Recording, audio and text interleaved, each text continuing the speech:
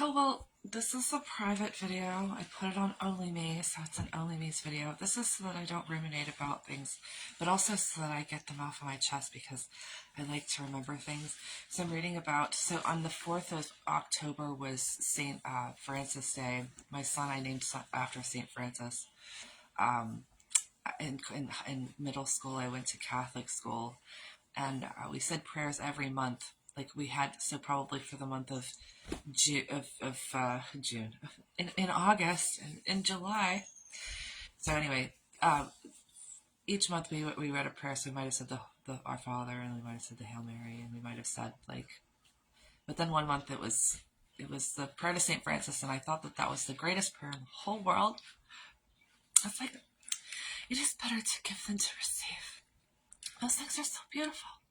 So it really struck a chord. Anyway, I was looking for something to read that was religious in nature because I don't have anything to do, and so I decided that I would start reading things that were religious in nature. So um, I wanted to purchase, but I'm poor now because I'm not working. But I wanted to purchase the guideposts, inspirational, um, like the daily guideposts. I was gonna get one from the year I was born. I had one from 1980, and I know it by heart. You could pretty much start one of them, and I would be able to tell you what it was about. Like, do you remember the time that one girl? And I'd be like, yeah. And then she. So, but I was thinking I'll get one from 1979. I didn't have anything to read, so I went into my things and I found my Lenten inspirational book, and I've been reading that. And in it is something tracked about. Well, we have one that was very interesting about a Saint Teresa. And then we have another one that's interesting about uh, Mother Teresa. And then we have another one that's interesting about this person and that person. I read that the greatest price that anybody ever paid for a painting was $40 million. It was for Caravaggio. And they just found that at like a garage sale or something. Here, look at what you found. $40 million. That's pretty good. So anyway, I was wanting to talk about this. I'm reading of St. Patrick's, and of course, like I'm gonna say that I'm like have anything in common with St. Patrick, and then everybody's gonna try to knock me down. But the whole point of doing this was so that I didn't say it to myself in my mind. So, because I don't want to, like, I'm not trying to convince myself that I'm Saint Mary. But at the same time, I have had experiences with things, and today marks the day for one of them, so I wanted to talk about that so that I could at least it's a thing that I can keep for myself. I'll have this video, and then I'll have it as like a memory. It was October 7th in 2008. 2008, I think it was 2008. I'm pretty sure that's when it was. If it wasn't on October 7th in 2008. Oh, no, it was 2009. For sure it was 2009. Oh my gosh. This is terrible stuff that we're about to talk about. It's dark stuff. I smile all the time. I'm the kind of girl who laughs at a funeral. Can't understand what I mean so well. It's one of my songs. So I'm reading about St. Patrick and his confession. It's actually so much more fascinating. I've been reading about St. Patrick. I read about St. Patrick every year on his feast day. Around his feast day, I put up stuff on my Facebook ever since like 2008. So like, and it was like around 2008. Maybe it was later, but I'm pretty sure it was then. There was this guy that I was born in Memphis, Tennessee. So there was this guy that was friends with my husband that I knew because he was friends with my brother also. He knew people in Tennessee. I met my husband because he knew my brother's friends. I thought he was meant to be my husband. So stupid. This is I wish I could tell people, just because they have your name or something, or you guys have like the same like address when you were 4, or like none of that matters. Okay, unless you're Saint Helena, in which case it does matter because you might have a child and it might be Constantine, okay? But not necessarily. Your child could be, anybody, okay? Because who knows? The world is very weird now. So, could be Satan's kid. Um, So I'm looking at Saint Patrick, and I'm reading his confessions, and I'm thinking I've read about this guy every year for the last 16 years or something. I didn't do the math. How many years is that?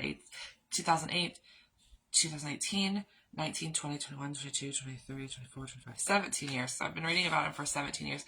I never was familiar with some of the miracles that he experienced in his life. And I definitely didn't, probably if I had read this then, I wouldn't have been able to relate to him the way I do now. And that's because of the familiarity that I have had with scripture. He uses a lot, like even in the introduction, like I was looking at a book that was written about him, and it probably included more than just his confession, but and it calls it confessio or something like that. Is it confession? Is this confession? Confessions, of course, they confess a lot when clergy people confess. They have confessors that they go and speak to. But so he wrote his confession, and somebody wrote a book about it. And in the beginning, it talks a lot about Ireland, and it talks about the historicity and how true it is, and whether or not to some people, there's some guy out there. There's got to be some guy that says he didn't ever exist. No, he never existed. We just love to drink green beer. Okay, so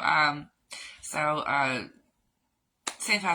Patrick talks a lot about scripture. It's very deep in what he talks about. And if you're familiar with scripture, then you can see how he makes use of it personally. Because when you become a Christian, you start doing those things, then you have those same personal convictions. So I was able to see that, and I probably wouldn't have seen it the way that I did then, because I wasn't as in the word then as I do now. So I was looking at that, and then so back to today. Let's just get this out there. Oh no, they're tied together. So St. Patrick talks about how he received a lot of insight and dreams.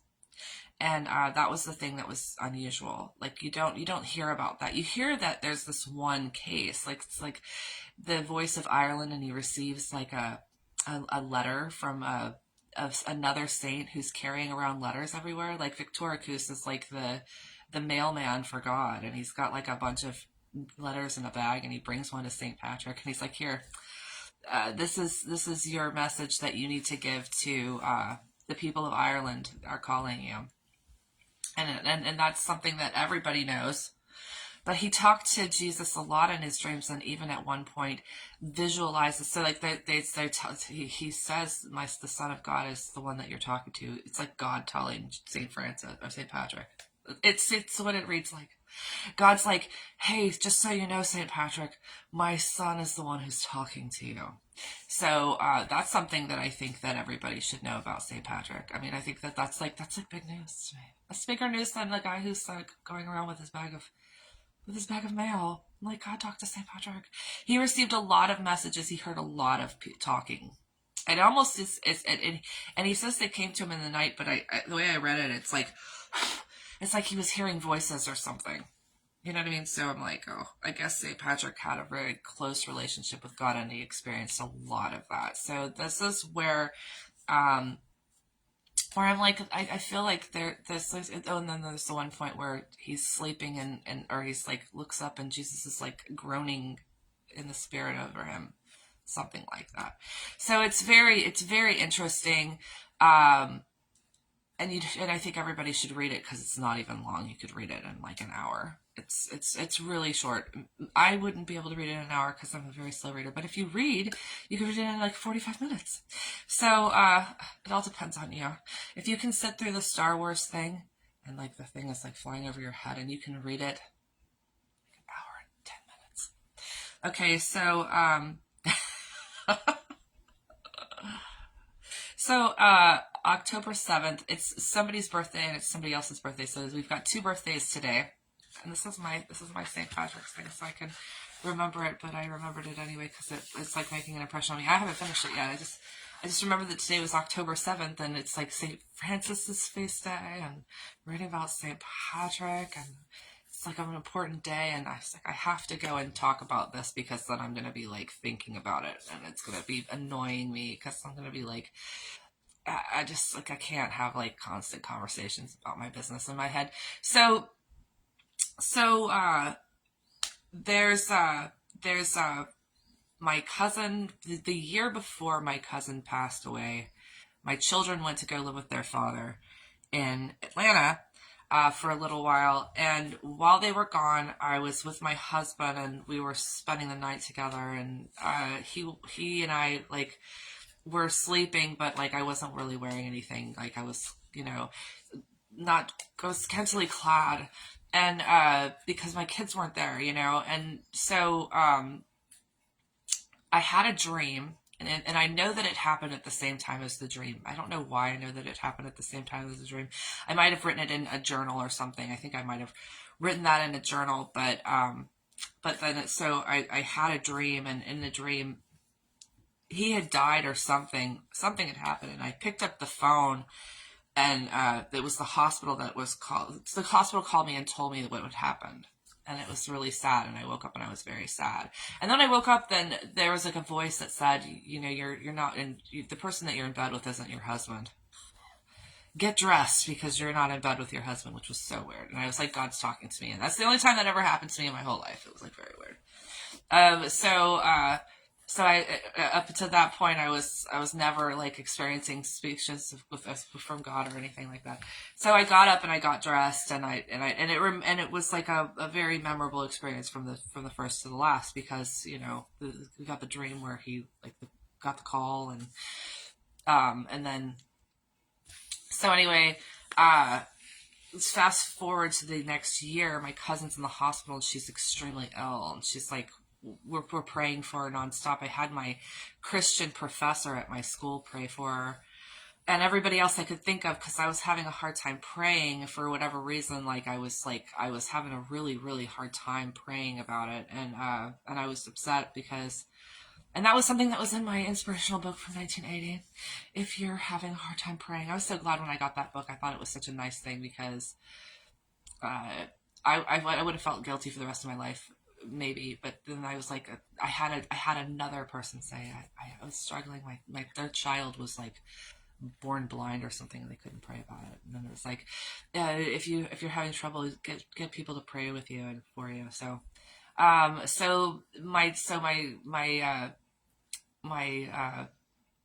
professor, who was very Christian, I said, my cousin's really sick. Will you please say prayer and have your congregation pray for her? We prayed so hard. She lived for a while on life support, and then she did finally pass away. But today, on the 7th, she took a turn for the worse, and I got a call early in the morning. And as soon as I got the call, like I like was in bed, and I rolled over and like reached for my phone, and when I picked up my phone and looked at it, I saw that it was the hospital, and I kind of like knew it was like a flashback from that dream that I had. And I was just, this is so weird. And that was when she had a turn for the worse. She lived for another, since she died on the 22nd, so today's the 7th. It's like in weeks. So she lived for 2 more weeks. And the day that she died, I felt really sad, and I couldn't go to school, so I just drove around. I'll never forget that day. Like I remember like pulling up next to my English building and just kind of like looking at it, like, I'm not going to school today, and I didn't even know. It's like, it was a very hard time, and I was sad. So anyway, but today was the day that we got that call, and it was so much like the dream that I had that I was like, I always had dreams like that, but my dreams are different than like St. Patrick was like talked to, and it was like straight communication. I get something that's not me, or like it's me, but it's not me. It's like, so like this is going to be, and I was going to actually make a video that was public about this, but when my brother's aunt passed away. And both of them have a weird history with me. But when my brother's aunt passed away, I had a dream about heaven shortly before that, or at least what reminded me of heaven. And she died on All Souls Day, which is the 2nd of November. So we have All Saints Day and All Souls Day to back, and it's all a part of the All Hallows Eve thing, like especially the Day of the Dead for the Hispanic people who associate themselves sort of in a syncretic way, because the way that they make it appear in Hollywood movies and Disney, it's like they have their little Day of the Dead, which has to do with like dancing around and talking to spirits and them coming back to Earth. But the way that it is for the tradition is that these people have actually lived in the spirit of the Catholic tradition, and we celebrate All Souls and All Saints Day from Halloween. So anyway, so that's something that I wanted to talk about, and then and I dreamed about heaven, and I saw it, and it wasn't heaven. I mean, it wasn't heaven. And it was me that was there, and then when I was in the hospital, I had my son. When I gave birth to my son, I saw, I cried my eyes out. I have a video and it's probably gone now. Probably they stole it. No evidence. But I mean, my eyes were so swollen. They were like, it was like I had gotten like stung by a bee, like on my neck or something, like on my gland. It's like swollen because I dreamed that I died, and it was me. I died. It's like but it's always about somebody else, because that's just how it is. But in the dream, because Josh is the one who died in the dream where they got the call, and he's my husband. And he did die later, but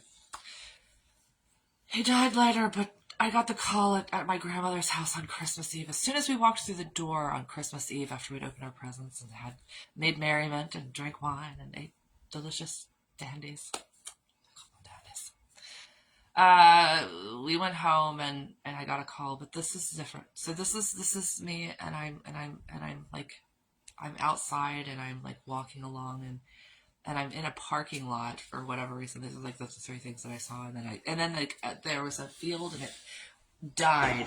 Like a cloud went overhead really fast, and as the cloud went overhead, the whole thing died, and it just went whoosh, and then like it came back to life. I don't know how, but it came back to life, and it was a golden field of wheat, and it was beautiful, and I felt something about that dream. That dream was different. It was not a dream where like when I have regular dreams, they feel like regular dreams. They happen every night, but this was different. And that was what happened when that woman passed away, and I was like, she went to heaven. She died on All Souls Day, and she went to heaven, and that was lucky. And I never thought that wasn't lucky, even though death sucks, and she probably was in pain because she had cancer. The woman went to heaven, and that's a beautiful thing. All right, so that's my story. That's the whole thing, including the dream that I had the year before. And I wanted to think about how St. Francis like talked to God in his dreams like a lot. And then I was thinking about something, I don't remember what it was, but I was like, obviously God knows who I am, and he knows what I'm about. And if he counts our heads, hair on our heads, and he knows what we do and what we think and what we're gonna be, and I'm hoping what we're gonna be and what we are, and he wouldn't treat me nice and then dump me like a nasty old girlfriend, right? And when we think that God might be cooler than that, because I'm kind of cool, but not that cool, but kind of cool, and I think that he loves us even if we're even kind of cool, even kind of. Okay. And I would tell you that.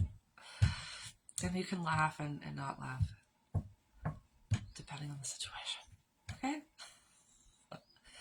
Use those pearls. And say the rosary for peace, people. I'm so used to making videos. Okay, so that's my video for today.